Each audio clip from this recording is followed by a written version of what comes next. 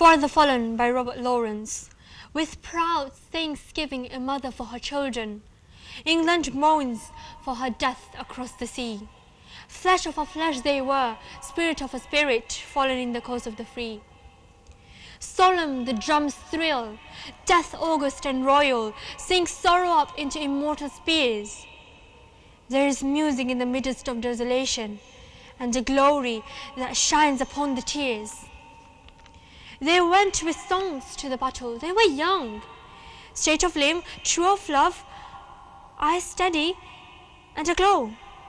They were staunch to the end against odds uncounted. They fell with their faces to the foes. They shall not grow old as we that are left grow old. Age shall not weary them, not the years condemn. At the going down of the sun, and in the morning we will remember them. Thank you for listening.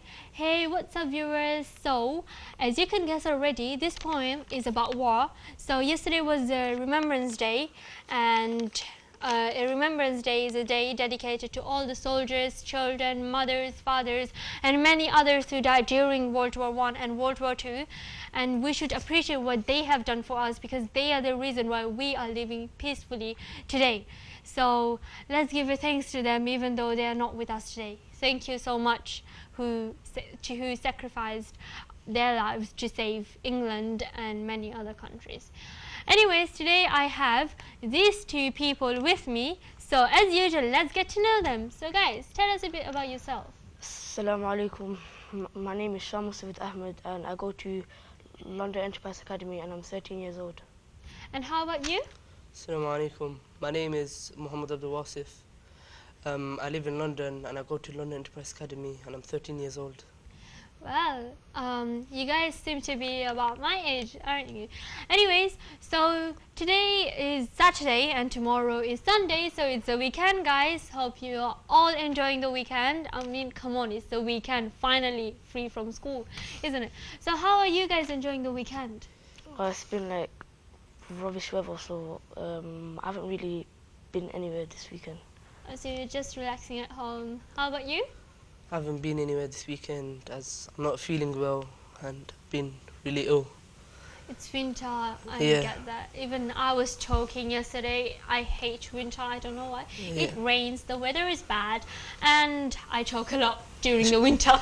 It's really Anyways, cold. so you guys seem to be very religious, aren't you? So I would like to know, how did your parents bring your interest into Islam? My parents sent me to a lot of Islamic schools and a lot of Islamic classes, and from those classes I learned a lot about Islam and I started implementing all of that in my daily life. And they make sure I don't do anything good, and they make sure I go to prayer all the time. And yeah. Okay, so referring to that, how do you apply Islamic teachings in your everyday life? So I got taught in Islamic school how to do everything in life, and it's just become something I do on a daily basis now. So. Oh, okay. So you said you pray 5 times a day, and you as well. How does it feel like praying 5 times a day? Does your faith grow every day? Yeah. And how about you? Yeah, it makes your iman stronger, makes your faith stronger. Okay, you said Iman. For those who are watching us and are of other religions, what is Iman? It's like faith, and I don't know how to explain it. It's like your faith in Islam and that. Okay, so faith without looking at Allah physically, right? Yeah. And there is a teaching in Islam, treat the way you would like to be treated, others, like you have to treat others positively. So how do you guys apply that teaching in your daily life? I mean, we are students, we face a lot of embarrassing moments. Perhaps we have to face our enemies sometimes. By enemies I mean people who we don't like, people who we don't get along with. So how do you end up treating them positively by following this teaching? I take that saying into myself, and I try to be nice to everyone I speak to and not say anything rude to them. Okay, so I think everybody knows yesterday was the Remembrance Day, and because it was a Remembrance Day, referring to that, I would like to ask you a question, which is, what does Islam teach about wars? Islam teaches us that we shouldn't be at war. We shouldn't go to war, and that Islam is all about peace and not violence, and we shouldn't live by violence but peace. Okay, so because you guys know a lot about the Quran's teachings and what Islam teaches us, why don't you read or say perhaps here an ayat from the Quran, please?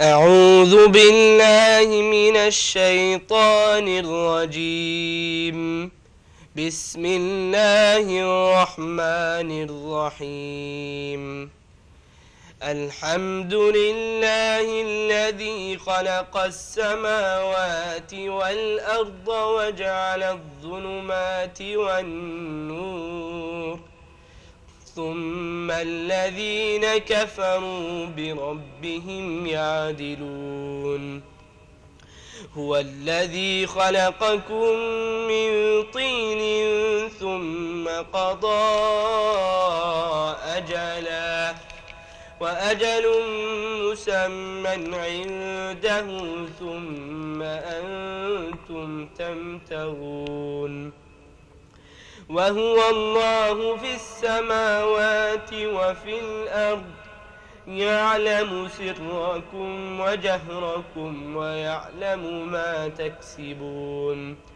وما تأتيهم من آية من آيات ربهم إلا كانوا عنها معرضين فقد كذبوا بالحق لما جاءهم فسوف يأتيهم أنباء ما كانوا به يستهزئون ألم يروا كم أهلكنا من قبلهم من قرن مكناهم في الأرض ما لم نمكن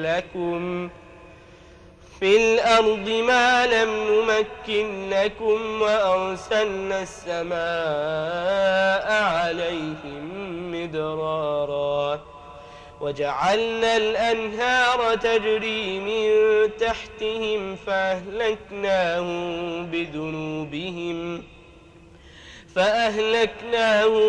بذنوبهم وأنشأنا من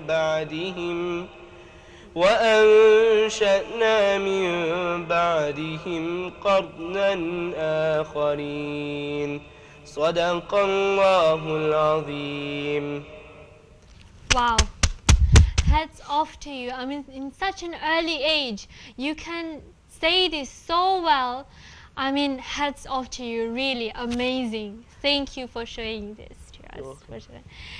So, referring to that, because you seem to know an ayat so well, I think you know a lot of other ayats as well. Yeah. So, do you ever taught someone an ayat or something? Yeah, I've taught a lot of people, and I also teach in a mosque, ages 7 to 10, and I teach them, at the moment I'm teaching them qaida, so how to say the letters, and yeah. Wow, you are a teacher as well. I mean, that's amazing. So, because you're a teacher, how is it like to teach in such an early age? It's something to be amazed about, and I'm really happy that I'm a teacher at this age. Okay, so do you desire to be a teacher, or are you already a teacher as well? I'm not a teacher yet, but inshallah I'll be a teacher one day. Okay, so you said you teach people from the age of 7 to the age of 10. 10. So, I mean, it's kind of hard, isn't it? Because I have a brother who is 8 years old, and I fight with him, not like fight, but I argue against him like most of the time, further removed for many other things. How do you cope with them? You just get used to it, and then if they don't listen, you just punish them or something. You punish them? As in, don't give them break and that. Oh, you take the break from the little children. They're not really little, they're growing up. Growing up, I see that you're having that mature, let's say mature teaching skill. For you, if you were to be a teacher, how would you teach? What would be the first thing you would like to teach? The Quran and ayat. What would be the first ever thing that you would like to teach? The Quran. The Quran. Okay, so the Quran. The Quran is the holy book for Islam. So, what does the Quran have? I mean, as far as I know, Quran is the secret of life. As in, it has everything. It has all the questions answered.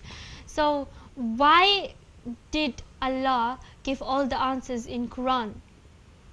So it's like a book of His words that tell you like what He said and how like you should do stuff in life. Like you should pray, you should read the Quran and try to be a good Muslim. Exactly, because we can't see him physically. I think through the words, through Arabic words, he's trying to get his message to us, isn't he? Yeah. Anyways, viewers, so far we had so much fun talking to them, and we personally, me, I learned a lot about Islam. I learned about him a lot. I learned about him a lot because he is a teacher in an early age. I mean, that takes a lot of guts. Anyways, we have a lot more to show you after the break, so don't go anywhere, stay with us, and we are coming back from a very short break.